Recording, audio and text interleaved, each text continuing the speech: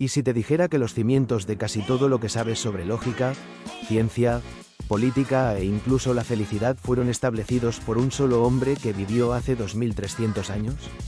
Él no solo fue un filósofo, sino también el mentor que moldeó al conquistador más grande de la historia.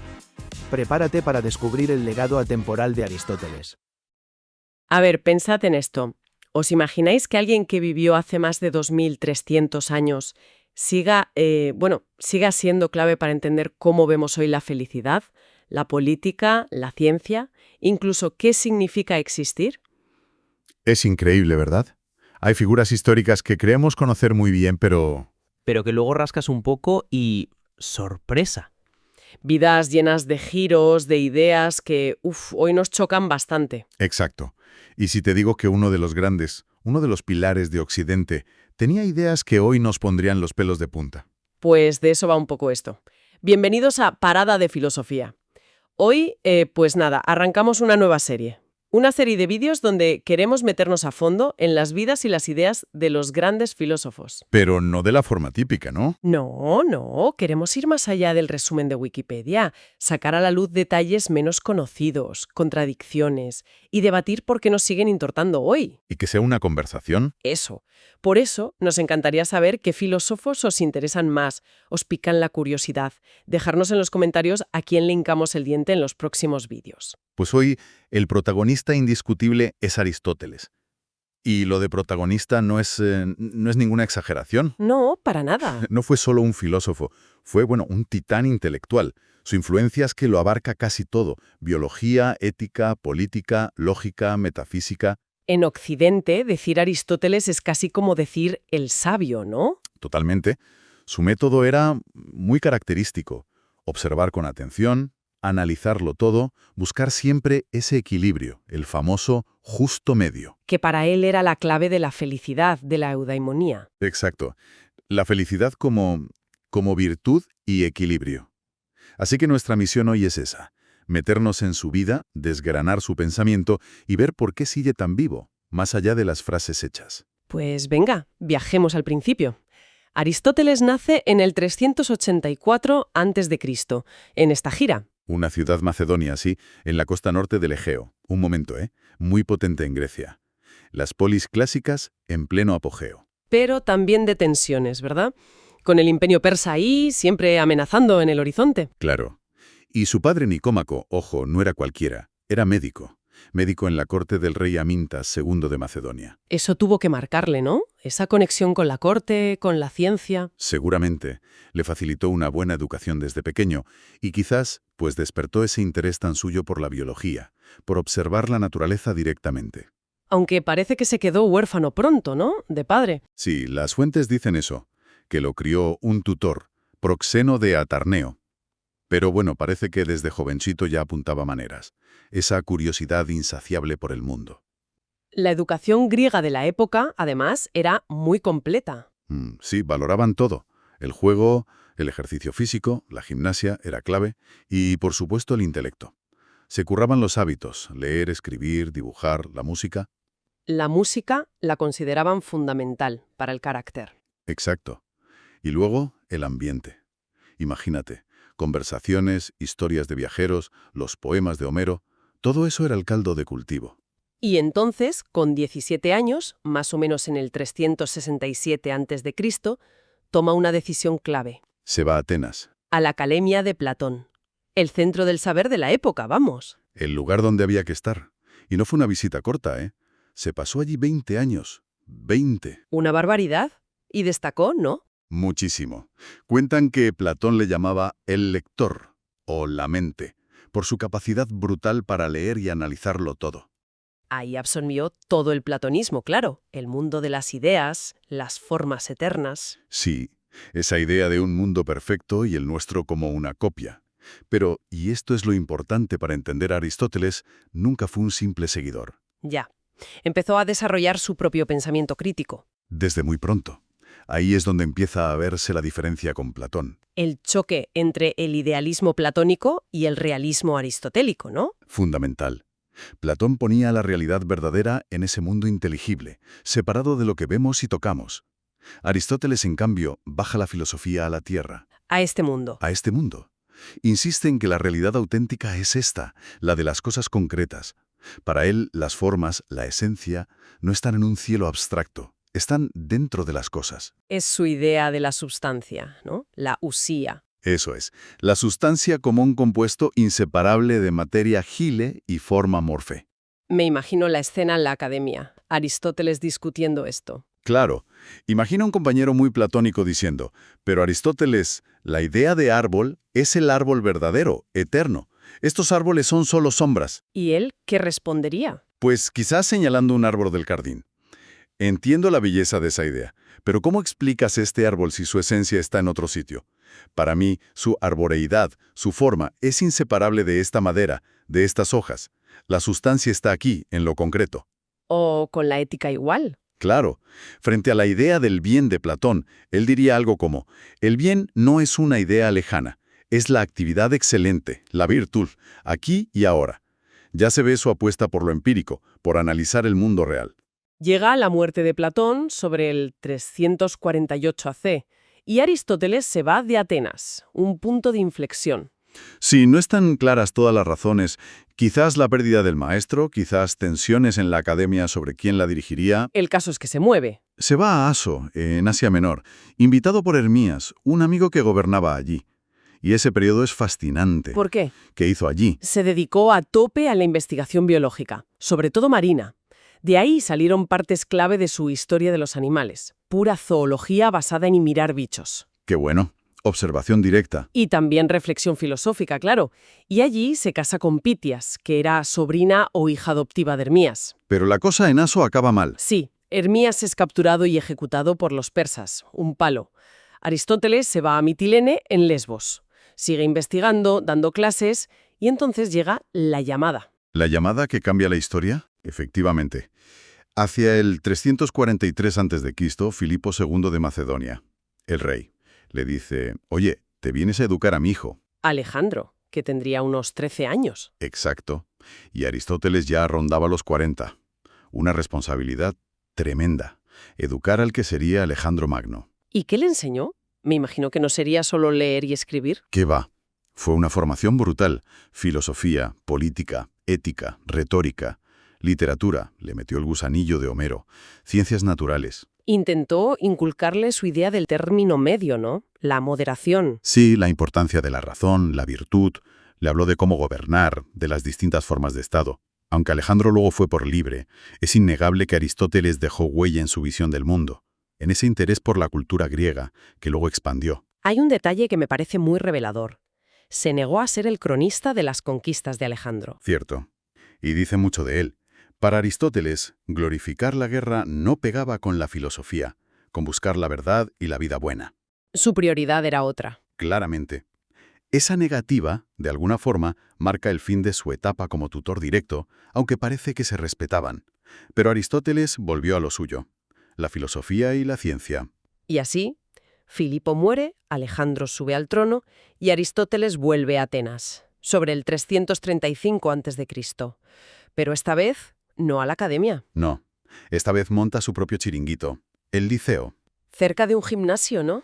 Dedicado a Apolo Licio. De ahí el nombre, sí. Y el enfoque era distinto al de la academia. Si Platón tiraba más por las mates y la dialéctica para llegar a las ideas, Aristóteles, Más empírico. mucho más. Énfasis total en la observación, en recoger datos, en investigar la naturaleza, biología, zoología, a saco. Y a sus alumnos se les llamó los peripatéticos. ¡Qué nombre más curioso! Viene de peripatein, pasear en griego. Ah, porque enseñaba paseando. Eso dice la tradición, que daba sus clases mientras caminaba por los jardines cubiertos del liceo, los peripatoi, una enseñanza más dinámica, ¿no? De discutir sobre la marcha. ¿Y esta época del liceo fue la más productiva para él? Sin duda. Es cuando escribe, o mejor dicho, sistematiza la mayoría de sus grandes obras, que no son diálogos como los de Platón, ¿eh? No, son más como... Apuntes de clase muy currados. Algo así. Tratados densos, estructurados. Ahí salen la ética a Nicómaco, la política, la metafísica, la física, la lógica. Casi nada. Y tuvo alumnos que siguieron su camino. Sí, gente importante. Teofrasto, que fue su sucesor en el Liceo y es considerado el padre de la botánica. Aristóxeno, que estudió la música. Eudemo de Rodas, clave en lógica. O Demetrio de Falero, que acabó siendo político en Atenas. Vale, metamos la cabeza ahora en las ideas clave. El meollo de Aristóteles. Empecemos por la metafísica, que siempre suena como muy abstracto. Pues Aristóteles la baja a tierra. Se pregunta, ¿qué es ser? ¿Qué es lo real de verdad? Y como decíamos, nada de ideas separadas. Lo real son las cosas concretas, las sustancias. Este árbol, esta persona, eso. Y cada sustancia es materia, ile, de qué está hecho, y forma, morfe, lo que hace que sea lo que es. Y para entender cualquier cosa, propone sus famosas 4 causas. A ver, material, formal, eficiente y final. Exacto. De qué está hecho, qué es, quién lo hizo y, súper importante, para qué sirve, cuál es su propósito o función. El telos. La finalidad. Esa idea es central en todo él, ¿no? Centralísima. Desde un órgano biológico hasta la ética humana, todo tiene un telos, una finalidad natural. Luego está la lógica, que básicamente la inventó él. Se le considera el padre de la lógica formal en Occidente, ¿sí? Sus libros sobre esto se reunieron luego en el Organon, que significa instrumento. Porque era la herramienta para pensar bien. Justo. Su gran creación es el silogismo, esa estructura de razonamiento. Si A es B y B es C, entonces A es C, deducción pura. Para él, la lógica era necesaria para cualquier ciencia, para cualquier filosofía, y su sistema, dominó el pensamiento más de 2000 años. Vayamos a la ética. La ética a Nicómaco, quizás lo más leído y debatido hoy.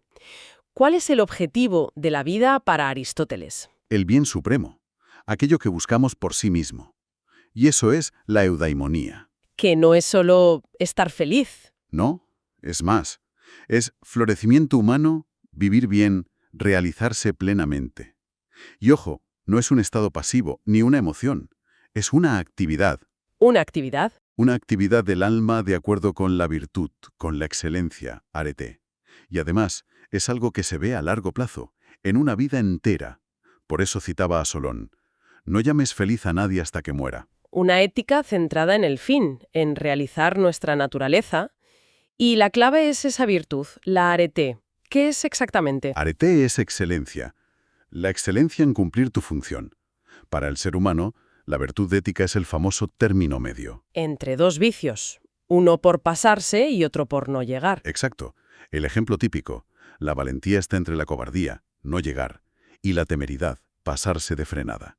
Pero ojo, no es una media matemática. Depende de la situación y de la persona. Claro, es relativo a nosotros. Y ahí entra otra pieza clave. ¿Cómo saber cuál es el medio en cada caso? Ahí entra la prónesis, la sabiduría práctica, la prudencia. Aristóteles distingue 2 tipos de virtudes. Las éticas, las del carácter, los hábitos, ethos. Como la valentía, la generosidad, la justicia, la amistad, que se aprenden haciendo, ¿no? Eso es. Practicando, nos hacemos justos haciendo actos justos, dice él. Y luego están las virtudes dianoéticas, las intelectuales, las del pensamiento, nous. Que se aprenden estudiando, reflexionando. Principalmente, las más importantes son la sofía, la sabiduría teórica, conocer las verdades universales, y la prónesis, la sabiduría práctica. Y la prónesis es vital para la ética. ¿Por qué? Porque es la inteligencia que te permite ver cuál es la acción correcta en cada situación concreta para alcanzar la eudaimonia. Es la que te ayuda a encontrar ese término medio. Sin prónesis, dice Aristóteles, no hay virtud moral de verdad. Esto lleva a una idea potente y que quizá hoy nos cuesta un poco aceptar. Según él, no puedes ser bueno si eres, digamos, tonto, en el sentido de falta de juicio práctico. Es una conexión muy fuerte, sí. ¿Choca con ideas posteriores de una bondad más ingenua o de puro corazón? Para Aristóteles, ser bueno no es solo tener buenas intenciones. Necesitas inteligencia práctica para saber qué hacer, cómo y cuándo. Si te falta frónesis, aunque quieras hacer el bien, la vas a liar. Inevitablemente. Caerás en los extremos, en los vicios. ¿Qué os parece esta idea? ¿Creéis que para ser buena persona hace falta ser sabio, prudente? ¿Sigue valiendo esto hoy? Dejadnos vuestra opinión en los comentarios, que nos interesa mucho saber qué pensáis. Y claro, si hablas de ética en Aristóteles, ¿Tienes que hablar de política? van de la mano. Totalmente unidas. Es famosa su definición del ser humano como zoon politikon, o social, mejor dicho. Sí, que nuestra naturaleza es vivir en sociedad, en una comunidad organizada, la polis, la ciudad-estado. Solo ahí podemos realizarnos plenamente y alcanzar la eudaimonía. La vida buena es compartida. Y en su libro Política analiza todo tipo de gobiernos, ¿no? Monarquías, aristocracias, repúblicas. Y sus versiones corruptas, tiranía, oligarquía, demagogia. No busca tanto la utopía perfecta como Platón, sino la mejor forma de gobierno posible, la más estable en la práctica. Y el fin del Estado es... Facilitar la eudaimonía de los ciudadanos, crear las condiciones para que puedan vivir bien. Por eso, ética y política son inseparables. Ser buen ciudadano es parte de ser buena persona. Pero claro, Aristóteles vivió hace mucho y una figura así tan enorme también tiene sus sombras, ¿no? Hay que hablar de ellas, sí. Sus ideas sobre las mujeres, por ejemplo. Las consideraba inferiores por naturaleza, destinadas al hogar. ¿Y la esclavitud? ¿La justificaba? Sí, argumentaba que había esclavos por naturaleza, gente destinada a obedecer. Son ideas que hoy nos parecen terribles, claro. ¿Y lo son? Pero es importante entender que reflejaban prejuicios muy comunes en su época, en la sociedad griega. Hay que ponerlas en su contexto histórico para analizarlo bien, lo cual obviamente no significa justificarlas moralmente hoy. Son limitaciones claras de su tiempo y de su pensamiento. A pesar de esas sombras que ahí están, el legado que dejó es que es brutal. Apabullante. En la Edad Media europea era el filósofo, así, con mayúsculas.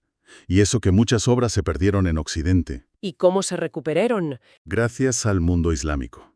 Filósofos como Avicena y, sobre todo, Averroes, el comentador le llamaban en latín, conservaron, tradujeron al árabe y comentaron sus textos a fondo. Y a través de ellos volvió a Europa. Exacto, a partir del siglo XII, con traducciones al latín. Y ese redescubrimiento fue clave. Para gente como Tomás de Aquino, ¿no? La escolástica. Fundamental. Santo Tomás hizo una síntesis increíble entre la filosofía de Aristóteles y la teología cristiana en el siglo XIII. Usó sus conceptos, acto y potencia, las causas, el primer motor inmóvil, adaptado como prueba de Dios, para construir un sistema que marcó Occidente durante siglos. Y con la llegada de la ciencia moderna, ¿qué pasó? ¿Se le arrinconó? Hubo críticas, claro. La nueva ciencia de Copérnico, Galileo, Newton, desmontó su física y su visión del cosmos, que llevaban casi 2000 años vigentes. La Tierra en el centro, las esferas, todo eso cayó. Pero no desapareció su influencia. Que va, su lógica siguió siendo la base. Filósofos modernos como Kant dialogaron muchísimo con su ética, su metafísica. Y hoy en día hay un resurgimiento muy fuerte de la ética de las virtudes inspirada en él. Sus ideas siguen ahí, en el debate. Su forma de analizar, de clasificar, sigue muy presente. Es un interlocutor constante. Ya nos acercamos al final de su vida. Muere Alejandro Magno en el 323 a.C. y la cosa se pone fea para él en Atenas. Sí, el ambiente se volvió muy antimacedonio, y Aristóteles, claro, con sus conexiones pasadas. Era sospechoso. Le acusaron formalmente de impiedad, de asebeia, el mismo cargo que le costó la vida a Sócrates años antes. Y él no quiso correr la misma suerte. No, decidió irse. Se exilió a Calcis, en la isla de Eubea, de donde era su madre. Dicen que comentó algo así como que no quería dar a los atenienses la oportunidad de pecar 2 veces contra la filosofía. Vaya frase. Murió allí al año siguiente, en el 322 a.C. Tenía 62 años. Parece que por una enfermedad de estómago. Una vida increíble, dedicada por completo a pensar, observar, enseñar y que nos dejó un legado que, cambió la historia del pensamiento. Totalmente. Bueno, pues hemos hecho un buen viaje, ¿eh? Desde Estagira hasta Calcis, pasando por la academia, Alejandro, el liceo. Hemos repasado sus ideas sobre qué es real, cómo razonar, qué es la felicidad, la virtud, la política. Ideas que siguen dando que hablar. Muchísimo. ¿Qué os ha llamado más la atención de todo esto? ¿Os resuena esa idea de la felicidad como una actividad, como un proyecto de vida? ¿O esa conexión tan bestia entre ser bueno y ser sabio? Contadnos en los comentarios qué pensáis. Nos encanta leeros. Sí, animaos a comentar. Pues con otros filósofos en esta nueva serie que empezamos, pues vuestro apoyo ahora es súper importante. Un me gusta siempre viene bien. Claro. Y suscribirse a Parada de Filosofía, si no lo estáis ya, que nos echáis una mano enorme. Y dadle a la campanita, la de las notificaciones, para no perderos los próximos vídeos. De verdad nos ayudan un montón a seguir. Y para terminar, os dejo con una pregunta, algo para darle una vuelta. Aristóteles insiste mucho en que la virtud, la excelencia, no es algo puntual, es un hábito, que se cultiva con la práctica constante. Nos hacemos justos practicando la justicia, valientes actuando con valor. Día a día. Exacto. En nuestro mundo, que va tan rápido, tan enfocado a veces al resultado ya, a la solución rápida, ¿qué sitio le dejamos a ese cultivo paciente de la virtud? A ese trabajo artesanal con uno mismo. Hemos perdido un poco esa visión de Aristóteles del buen vivir como un proyecto que dura toda la vida. Ahí lo dejo.